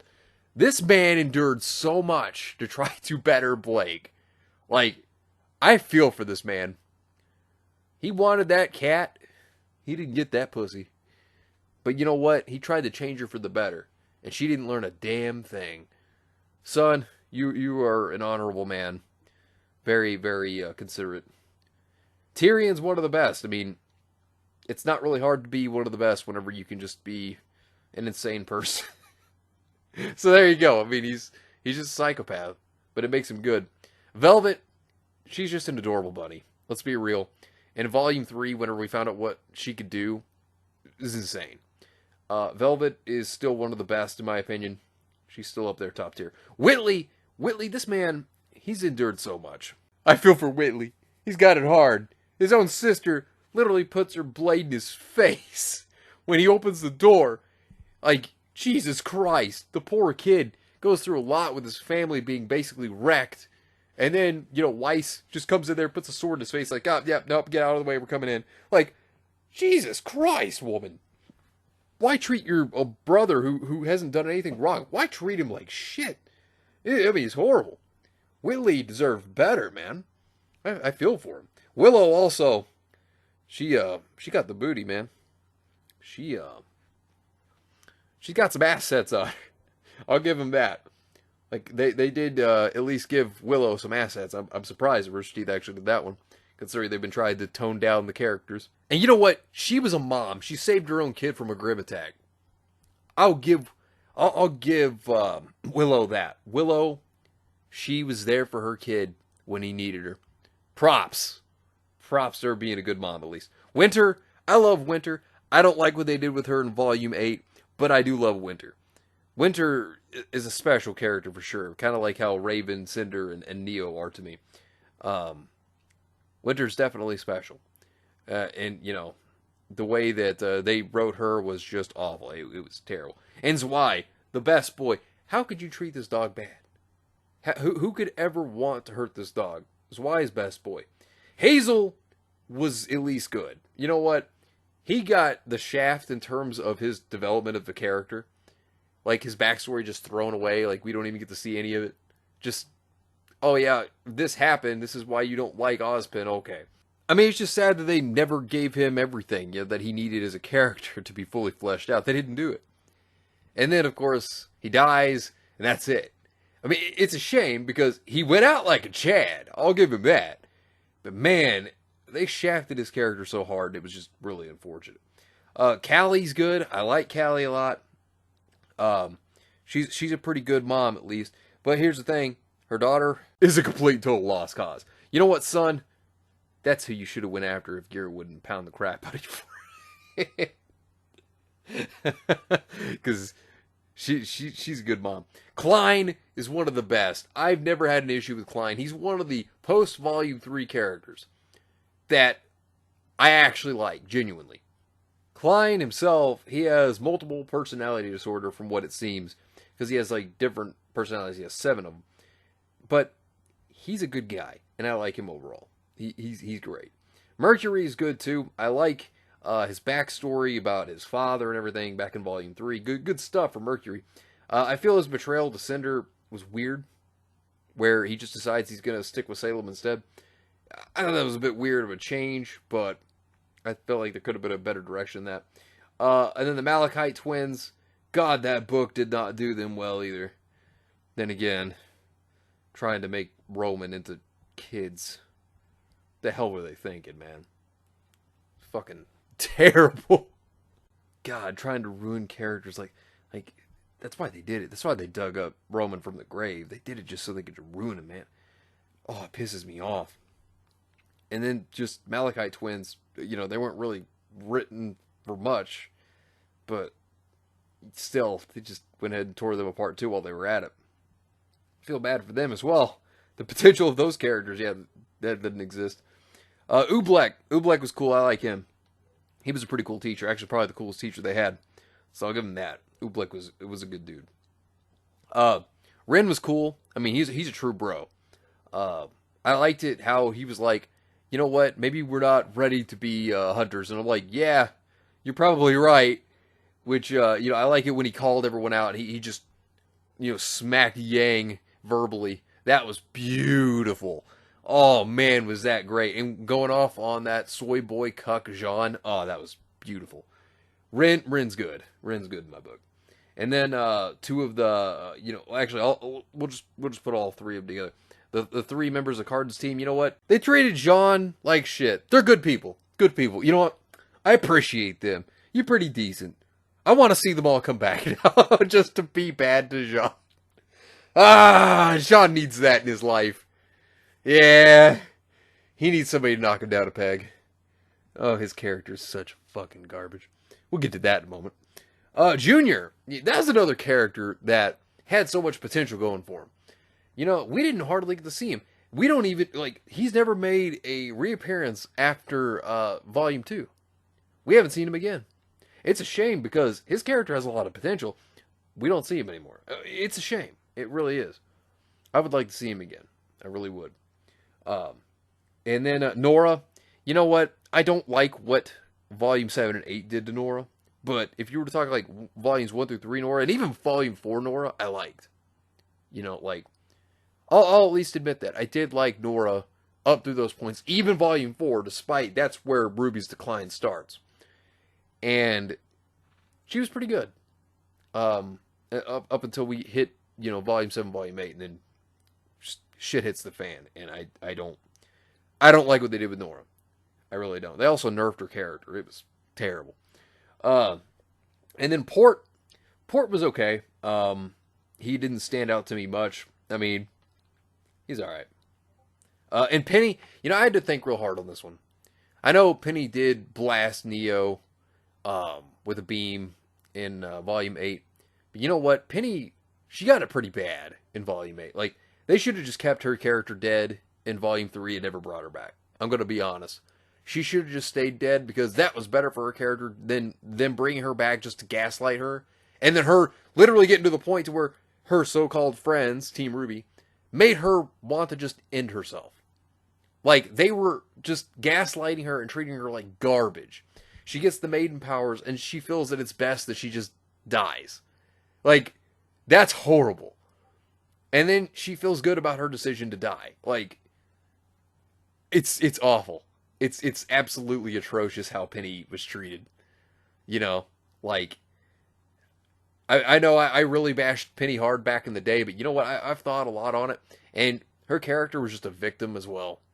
Man, it's so funny that the good guys is like, oh yeah, Team Ruby's so good. No, you would gaslight Penny, who was your friend, trying to tell her that the people that cared about her don't really care about her. Like, they were trying to do that and just mess with her. It was horrible. Like, your friends don't do that to you. And they do this to Penny, but they're like, oh yes, we're your friends, Penny. We care about you. No, Ruby was gaslighting her the whole time. It was horrible. My God, it was a catastrophe. And then in the end, you know, Penny basically gets the maiden powers just to die to give them to Winter, who the maiden powers were meant to go to begin with. So really, they just gave Penny the powers for no reason. Winter could have just gotten them, and Penny could have still lived. instead of being used as a bargaining chip, because that's pretty much what Team Review is using, Penny for. Instead, she could have just not had to go through the gaslighting, all the crap that they put her through. Like, they treated Penny so dirty. They really did. It's a shame.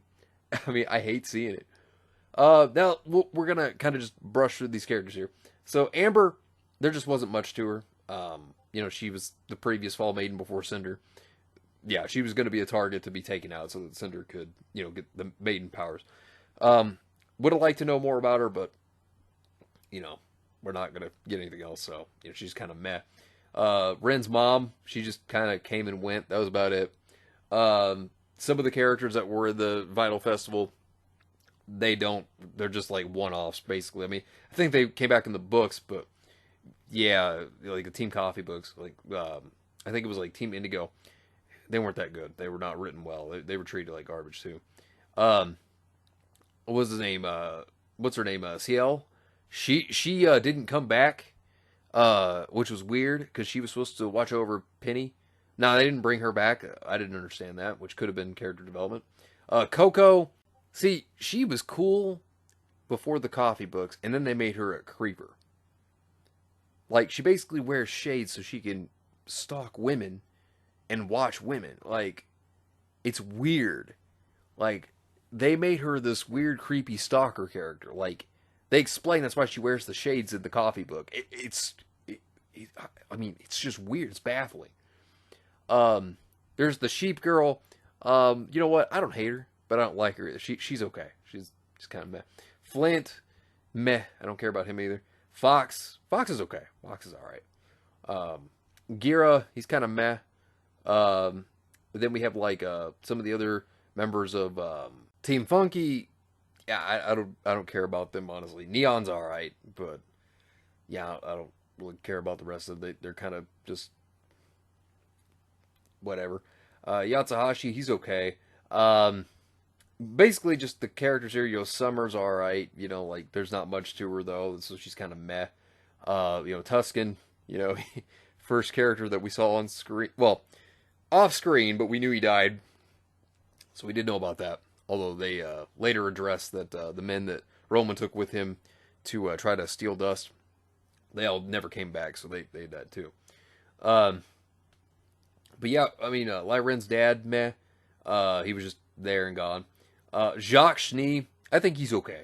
I just don't think that he was treated fairly either. I mean, they basically just made him an Orange Man bad allegory, which was absolutely fucking horrible.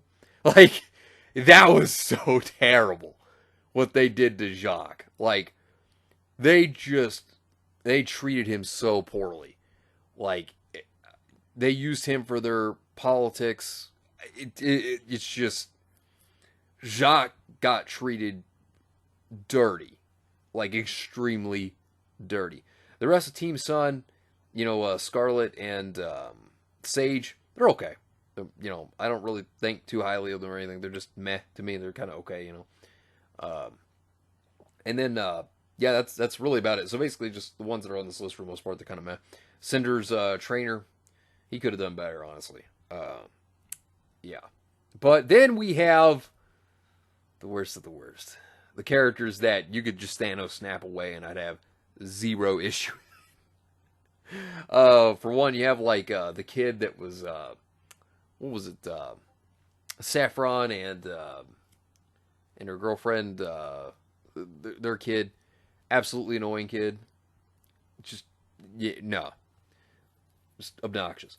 And then you had, I can't even remember his name. This is how bad it is, that I just don't care. To the point that I can't remember the genie's name. I don't care for him either, because he's kind of stupid. Yeah, didn't care. We got Blake. Oh boy. Blake.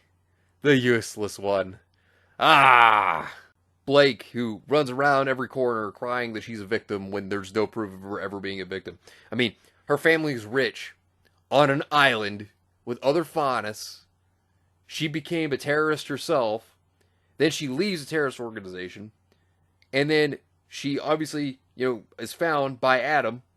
treats him like garbage, but she says that he abused her when there was no evidence of it, expects everybody to believe it, and she knows he has a mental problem, because he's obsessed with her, and then instead of trying to help the guy, because she knew him, because he was her mentor, instead of trying to help him, oh, no, she treats him like garbage. It's just like, she thinks that ending his life is the best way to fix things. It's like, the guy needs help. What's wrong with you? Like, wow. And then she runs away from her team, causing some issues. And then, obviously she comes back. Yang expects her to trust her during the Vital Festival. And Blake's like, I don't know if I should trust you. I don't know about that. Despite the fact that Blake's the one who was actually a terrorist, who was working with a terrorist organization that was robbing, dust from people, from companies and whatnot. Like, yeah, okay, you can't trust Yang when she's going through a crisis. Okay, sure. And then runs away when, Yang trusted her, after she lost her arm trying to save Blake, apparently, from Adam, And, just doesn't care, just runs away. Oh, look, my friend lost her arm. Oh, because of me. Like, good Lord. Oh, I could go on. I'm gonna shut it off at this. Blake is a bitch. She's useless, terrible character. They just wrote her horribly. Like, she's just so bad of a character. Just thinking that she needed to end Adam's life. Just abusing Yang as well. Like, their relationship's terrible. It's just garbage. But we'll get to Yang shortly.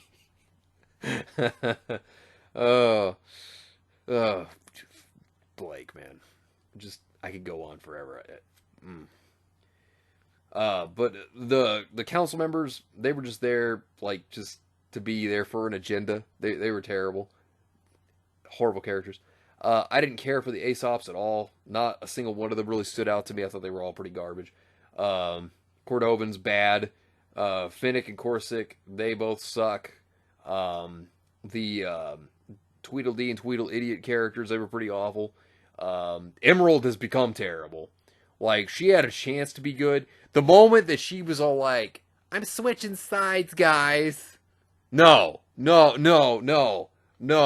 Like, you shot that one in the foot. Like, no, Emerald garbage right there.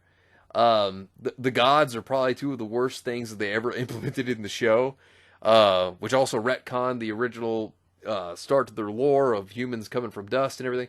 Like, no, that was bad. Like, just terrible characters.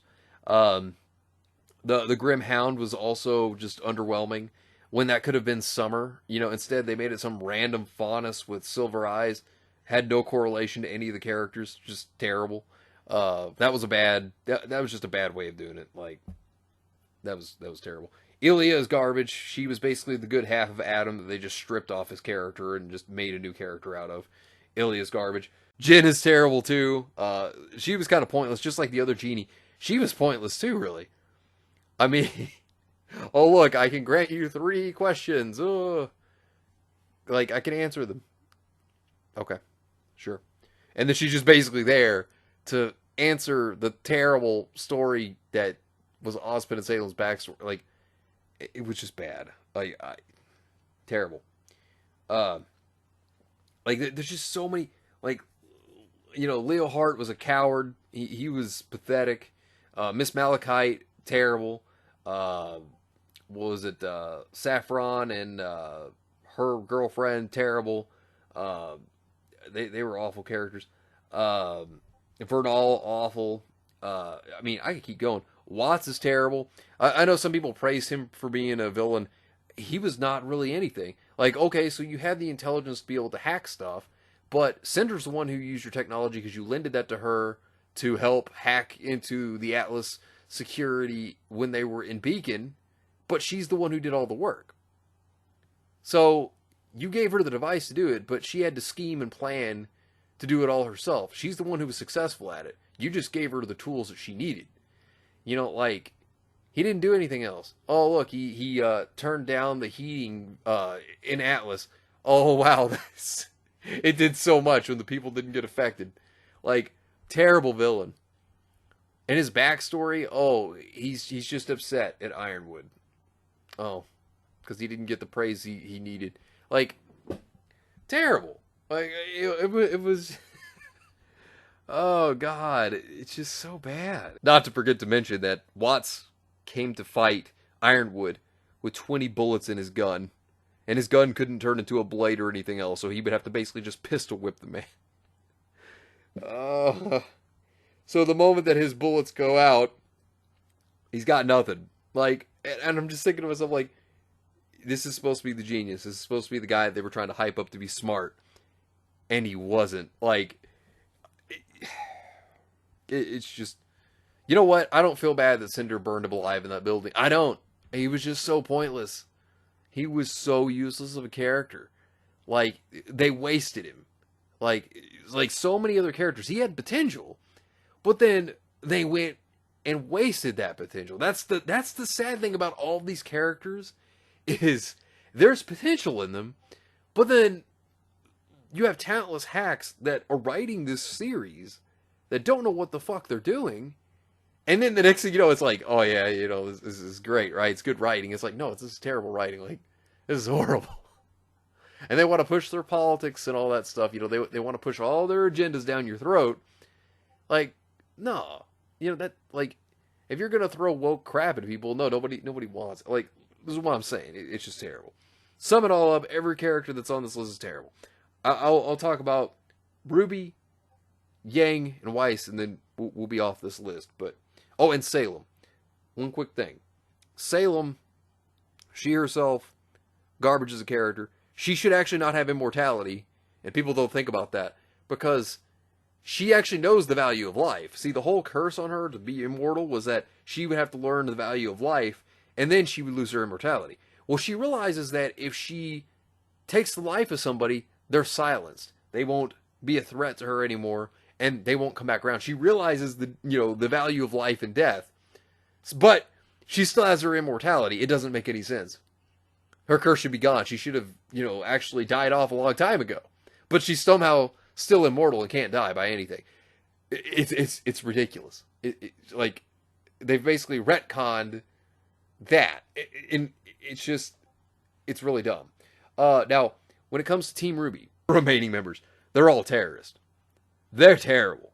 They are garbage characters. They wanted to literally destroy a country because the leader, Ironwood, who was actually trying to do the right thing because he understands war and he leads a country, they wanted to oppose him. And so they were the ones who lied to him. They started all the conflict with him, and then they say that he's in the wrong when they lied to him about Ozpin being back and about having, like that. Like, Ruby's so stupid that she destroys an entire country. Her sister agrees with this. Weiss, who is from Atlas, agrees with this. Blake agrees with this. Nobody that was on their side tried to say that this may not be a good idea. Like, they didn't try to talk her out of it. They're all to blame for the fall of Atlas. All of them. And these are supposed to be the heroes. Like, how are you the heroes when you destroyed so many people's homes? And these are supposed to be portrayed as the good guys. It's terrible. Like, they're the real villains of the series. And they all have one mindset now. Like, back in the first 3 volumes, even Volume 4 and Volume 5, the characters had their own personalities. And as bad as Volume 5 was, the characters still thought differently. They didn't think alike. They had their own minds, right? Now they're a part of this hive mind. And if you think differently than them, then you need to be eliminated. That's how they think. And it's terrible. I mean, Ruby's a horrible person. She's so close-minded. She destroyed an entire country. I mean, what more can you say? This is supposed to be the main character. This is supposed to be the protagonist of the story. And she destroys an entire country and leaves people homeless. I mean, it's so bad. The writing's so dumb. It's laughably bad. It's so horrible. Oh man, and Weiss, this was her own country she was born in, and she helps destroy her own kingdom. She helps destroy the kingdom that she's from. And her whole plot was to help, take over the company that, she was supposed to inherit. And now she's here destroying it. She's destroying the one thing that was her goal. And she doesn't even care. Like, this is how bad it is. I'm not joking, man. I'm not joking. It's so bad. Oh, man, it's so bad. I mean, what this series has become, it's just awful. And Yang is just horrible too. Anybody that she doesn't like, I mean, she acts like a smartass to them, you know, and she's not funny about it. Like, she's just coming off as like somebody that's just a jerk. Like, it's not a funny way like Seto Kaiba or something like. No, it's just she comes off as like, you're a horrible person. You're spiteful, you know, like. So she just treats anybody that she disagrees with just like trash. She's a horrible character. I mean, she's just garbage. And like I said, her and Blake ended the life of Adam. No consequence, just perfectly fine with it. No, just all right. A guy who had mental problems. No, just they went ahead and finished him off. Like, it's like, wow, it's like, that's terrible. And it was just so that Blake and Yang could get together, basically. I mean, they're not together yet, but you get what I mean. They're basically just trying to force them together. And look, there's nothing wrong with two people of the same gender being attracted to each other, you know, romantically. You know, that's fine. But this was just shoved down people's throats, and it's just obnoxious. That's why people don't like Bumblebee, because it's just shoved down everybody's throats.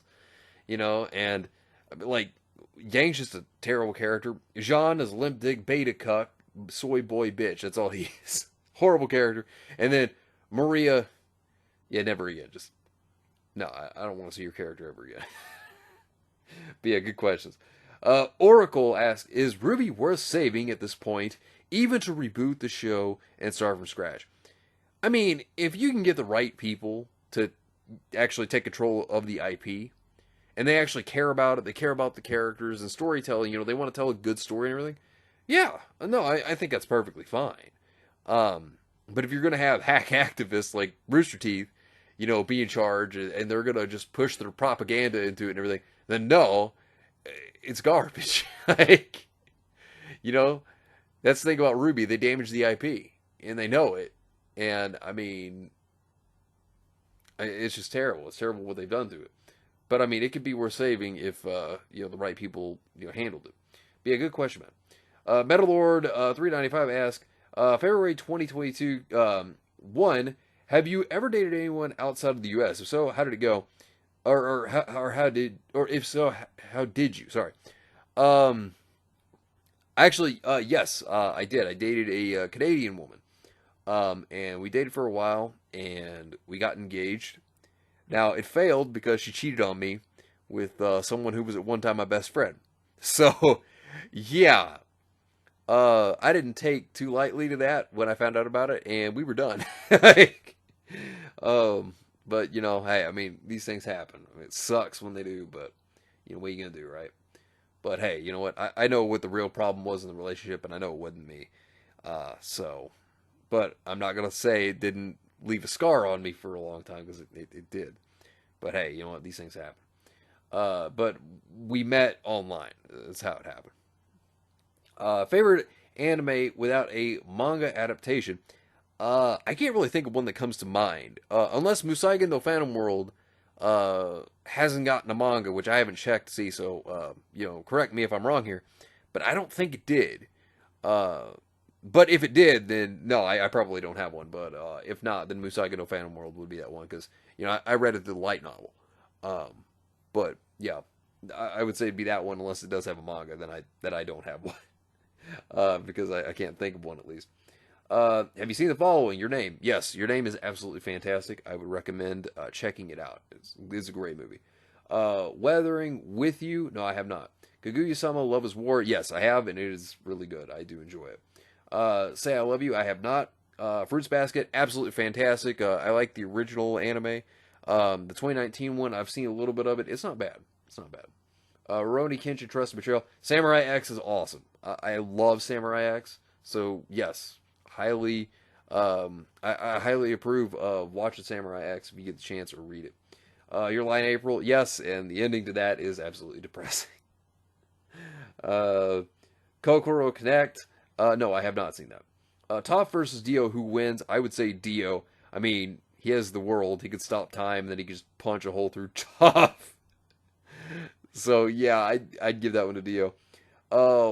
What do you think of Regular Show? I haven't seen the show, but I hear it's really good. Yeah, it's really good. Has a lot of 80s references and some 90s ones. So if you're like, big on like 80s stuff or like new things from back in that time, then yeah, you're going to really get a good kick out of it. I mean, you'll still like it either way, even if you don't, but the references make it better to understand. In your opinion, do PC games count as video games? Yes, they do. Have you heard of Attack on Titan Junior High? It's basically Ruby Chibi of Shingeki no Kyojin. Yeah, I don't care for it, but yes, I am fully aware of it. Are you a chocolate kind of person? What's your favorite kind if yes? I mean, I'm not one to eat sweets very often, but when I do, like, sometimes I'll have chocolate. And my favorite is Fifth Avenue. If you haven't tried it, fantastic candy bar. Absolutely love it. How would you feel about either Legend of Zelda or Genshin Impact anime? Legend of Zelda, well, there was an anime of that a long time ago, and it's not per se the best, but hey, it did happen. Genshin Impact, it's kind of whatever. I mean, if they want to do it, they will. If not, and they don't. I mean, but hey, more power to the people who are into Genshin Impact. I mean, it's not really my thing, but more power to those who like it. Have you ever played, or have you played Elden Ring yet? Yes, I have. Fantastic game and absolutely addicting. If you're into a Souls type of game, then that is the one for you. I would definitely recommend it.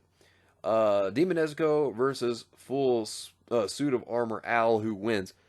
That's a tough one. Because I mean, I really feel like that could kind of go either way. Because I mean, Alphonse, I mean, him and Alchemy, he could try to subdue Nezuko, but then again, like, if you had like, Demon Nezuko, like her going full power, yeah, it's hard to say. I mean, I feel like it could go either way. So I don't know. I mean, I'd probably maybe put a little bit more of my money on Al, but hey, I mean, I could be wrong, and Nezuko could come out on top. But I mean, I'm just saying. So Joker for the Batman versus Dio, who wins? I would say Dio, but it's not that the Joker couldn't potentially get the upper hand on Dio, but he would have to really scheme quite well, because I mean, he could do the laughing gas, explosives as well, but Dio has a stand. Joker can't see it. He could use the world, but like I said, Joker could be cunning and he could still come out on top. But I mean, it wouldn't be an easy way for it to happen. But I mean, I'm just saying. But that would be an interesting fight, nonetheless. Do you plan on covering any Genshin Impact news anytime soon? I'm not really into Genshin Impact, so probably not. I mean, I'm not gonna say yes or no, but it's more than likely not, because it's not really my thing. But hey, more power to those who like it. If you like it, that's great. Nothing wrong with that at all. So more power to those who do like it. What are some easy games for beginners that you recommend? Some easy games, sorry, for beginners that you recommend. It just depends on your type of game, really. I mean, I could recommend a lot of stuff, and if it's not your type of game, then it probably wouldn't be something you'd like. But I mean, you probably want to search around. Maybe if you want to try platformers, if you want to try shooters, RPGs. There's a lot of different genres you could go for. But it really just depends on what you're into in games. That's really the best way for me to explain it. So I don't know what you're exactly looking for, what genre, but just try whatever you feel like you'd want and go from there. And if it's not your kind, then check out something of another genre. Who knows? If Discord does decide to kick you off, where do you plan to go? Well, there's an alternative, Gilded. I've been looking into it. And there's another one I found. I can't remember the name of it for the life of me, but it looks basically identical to Discord. So, but I do have options in mind if something does happen. But yeah, I'll let everybody know if something like that happens. But yeah, good questions, man. Captain Boomerang asks thoughts on Willem Dafoe as the Joker. Now that would be interesting. I mean, if you look at how well he was as Green Goblin, he would be a fantastic Joker, I think. I think he could probably pull it off. He's got that good crazy going for him, like he did with Green Goblin. He could probably pull it off. But yeah, good question, man. But yeah, I want to thank you all for all your questions. I do appreciate it, as always. It's always fun to do these Q&As. You know, I do enjoy it, and I hope all of you do too. It's just always good to be able to interact with all of you and, you know, hear your questions and whatnot. So, before I go, be sure to leave your questions in the comment section down below. Leave any you want me to answer for the next Q&A, because the next one, it's going to be the 3rd year anniversary, and I'm excited for it. So, leave whatever you want, you know, and we'll get into it in the next Q&A. And there's also going to be some catching up, so if there's any that I did miss this time, I'm catching up in the next one as well. So, I want to thank you all for your patience. As always, all of you are awesome, and more content should be coming out either tomorrow or the day after, so be sure to look forward to it. But anyways, I hope you all have yourselves a wonderful and fantastic day today, and remember, if today was not a good day, tomorrow could always be better. Take care of yourselves and everyone around you, and have yourselves a good one out there, everybody.